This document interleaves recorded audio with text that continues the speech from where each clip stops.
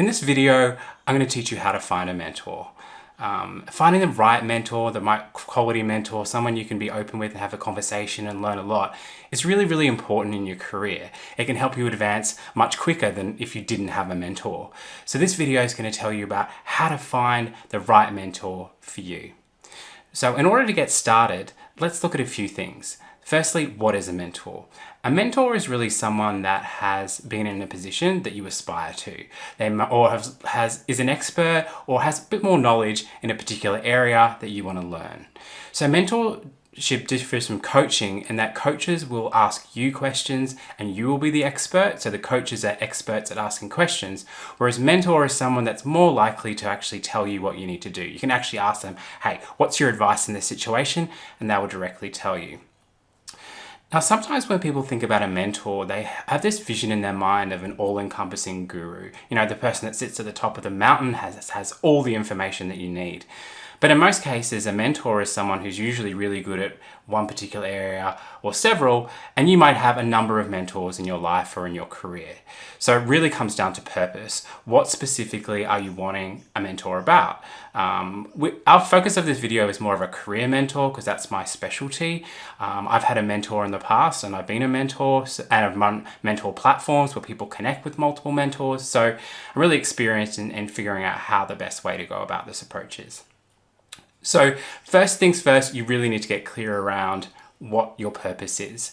And you need to articulate that when you actually do search for a mentor. So the first thing you can do when you're looking for a mentor is who's known in my existing networks, okay? Because that's the easiest way to contact people. So whether that's within your organization, your friendship group, your current LinkedIn profile circle, looking through those and thinking, well, is there anyone in there that I've reached out or connected with or had a meeting with that I think would be really beneficial to reach out to?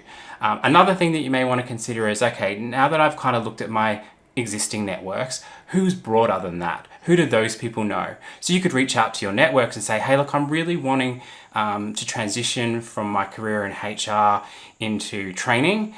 Who do you know that's really good at training that I can connect with? And that's the sort of stuff that we want to do. We can use our existing networks to find other networks for us. It's not uncommon for organizations to also run mentoring programs. They tend to be for maybe up-and-coming leaders or universities matching with students or certain things. So they have a really clear purpose. And it's not unheard of for you to join a mentoring program, then get a bit of work experience, and then potentially work with that mentor. It's not an expectation that will happen in every instance, and you certainly shouldn't expect it, and you certainly shouldn't be really vocal about that's the reason for doing it.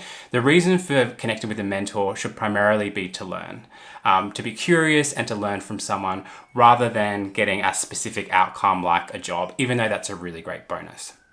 So if I was looking today about finding a mentor, first thing I would do would be look at my existing network, reach out to that network and see if I can expand the network. LinkedIn has great search capabilities. You could search someone in an organization that you're really interested in joining, in a field you're interested in a job title. There's so many things. And then you can just, in most cases, shoot them through an email.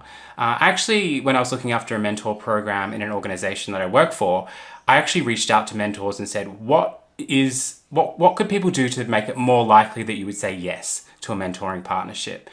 And most of the time they said that people needed to be flexible with timing. So maybe you want a mentor straight away, but that's maybe not going to work for the mentor. So being flexible with timing and the way you conduct the session was really important. The other thing that was really important was being really clear about why you're reaching out to that mentor. You know, mentors can get requests all the time from people wanting things from them and managers and leaders, for example.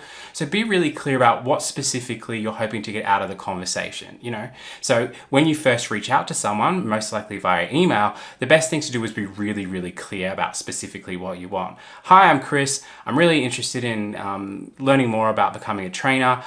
I've seen your LinkedIn profile and you've got fantastic experience in that area and have won several awards. Could I buy you a coffee and learn more about what you do? Something simple like that is really appealing for people. Look, and if you send an email, don't be surprised if you don't get a response, okay? That could be that it didn't reach the person was really busy and thought I'll circle back to that, or they weren't interested. A non-response doesn't necessarily mean not an interest, it just means they haven't actioned it at this time. If you don't get a response, you can either go to other people or send something, a reminder. I'm not sure if you saw it. I forgot to mention in my initial message and just add another layer of kind of detail.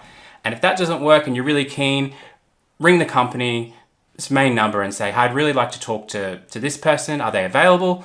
And maybe you'll get through and you can actually ask them directly. And you might think, well, that's being really, really pushy. But some people admire that. They kind of admire that initiative and it makes people feel flattered. Oh, you went all this effort to contact me. Maybe you're kind of worth it. The other thing to keep in mind is thinking about things from a mentor's perspective, okay? So if a mentor is getting requests all the time from people wanting to connect for conversations, they're also going to be thinking, well, what's in it for me? So that's going to be something you can be really thinking about.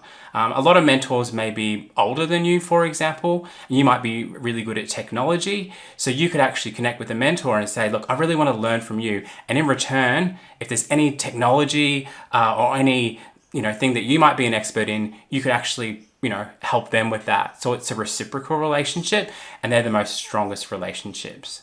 Okay, so finding a mentor is really about figuring out the connection. One of the things to really consider, unless it's a formalized mentoring program, is to keep it really casual to begin with, okay? I wouldn't be reaching out to someone and saying, will you be my mentor, if you don't know them? Because it's quite threatening. It's like, well, they might be thinking, well, for how long? Who are you? It's a big commitment. Whereas catching up for a casual coffee, you might meet with them and actually be like, I actually know more than them about this topic, or I don't think they're the right fit. Well, what have you lost? Maybe 20, 30 minutes and whatever a coffee costs. So keep it really casual at first and just be a curious researcher. That tends to be the best approach for moving forward with finding a mentor. Be a curious researcher and just reach out and you can even be open and honest about, hey, this is really awkward.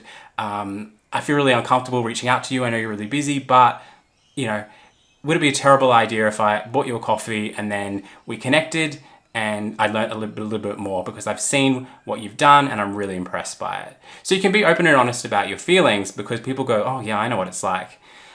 It's so interesting for me when I've run mentoring programs and I've had 200 people on a platform at a various period of time. It always surprises me when people request a mentor and it's someone that they sit next to or in the same area.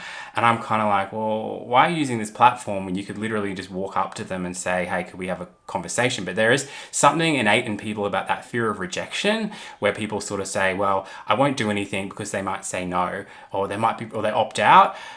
The thing that I've learned over time is most people, when approached in a way that's respectful and it's really clear, will say yes. That tends to be my experience. I went to a conference once and I saw a guy presenting, had a really colorful shirt. He was an older dude and he was talking about his time in Bhutan, running training over there. And I was like, this guy's so interesting. I just want to learn from him. So I was too wussy to ask him at the conference, but afterwards I went on LinkedIn and sent a message and say, look, I can't remember exactly what it said at the time, but it would have said something like, saw your presentation, really like what you deliver. Could we connect somehow? What's going to work for you? And he said, sure, let's connect on Skype. What times work for you? We sorted it out. And I would have no hesitations contacting him. We contacted each other about 3 times. And then for me, I was kind of like, yeah, I've got everything I need. And that was that. And that was fine. So mentoring partnerships don't need to go for 6 months, 12 months, even though in organizational programs, they tend to have a longer period. And that's just because it's easier to assess the benefits of the program if it's longer over term. Okay, so first thing I'd really encourage you to do is just take the first step. Don't overthink it. See who you like, connect, reach out, be open and honest, think about what you want, and go for it. And then if it doesn't work out with a mentor, well, then you can find another one. In another video, I'll talk about how to get the most of your conversation with a mentor, so watch that. If you enjoyed this presentation, like, subscribe. It really helps me know that these are actually worthwhile and being viewed, and that would be fantastic. So best of luck on your mentoring journey, and I wish you all success in your career. Thank you. See you later. Bye-bye now.